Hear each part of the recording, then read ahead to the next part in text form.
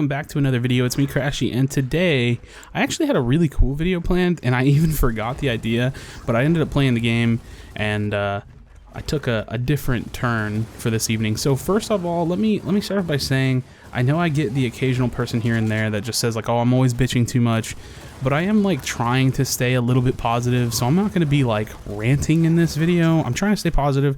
I just want to let you guys know from my perspective, my opinion on what's going on with the game. So we have title update 3 now, and the biggest thing about this title update was, you know, combating quitters.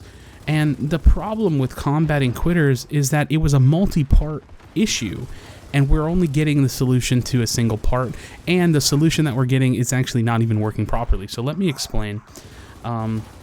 When you quit out of Gears now, you are supposed to get a temporary ban for X amount of time that they didn't disclose in the patch notes, which is a little annoying to me, but an X amount of time ban, and then you can't rejoin a game until, you know, that ban is over. And now, I did a little bit of sciencing, so forgive me for the people that I quit on, but if you were the first person to quit, you get a ban of 15 minutes. If you are a second person to quit, I actually did not receive a ban at all. I quit 3 games tonight, 2 of which I quit in response to having a quitter because that's amazingly frustrating to me, and I was able to queue up, you know, pretty short after. You know, I think that it kind of bugged out my queuing, but my buddy made the party and I joined him, and then he queued fine. And then the 3rd game, I joined in specifically to quit as the first person to see how it reacted, and it did in fact give me that that 15-minute ban. So it's working, but first I want to touch on something I'm worried about. I'm worried about the fact that this game system isn't smart enough to recognize when there's a quitter, and it's then going to force the remaining people to waste their time. So before, and I'm going to be honest, before, if I got in a game and someone quit out, I don't want to sit there and waste my time, so I would also quit out. Now, I use Overwatch as a really common comparison, so I'm going to do the same thing here. If someone quits in the first minute of Overwatch, I believe it's about the first minute, the game actually cancels. It closes itself. If there's not enough people, the game will not continue and will not start. Now in Gears, that obviously is not the case. Also, in Overwatch, if someone on your team quits, it gives you a window of about 2 minutes where you can freely quit. You will receive a loss, but you can freely quit of penalty. And the reason this is important is it's because, like, hey, we get it. This is a competitive team game. If you don't want to sit here and waste your time, the game is going to allow you to actually, you know, take that into your own hands and not waste your own time.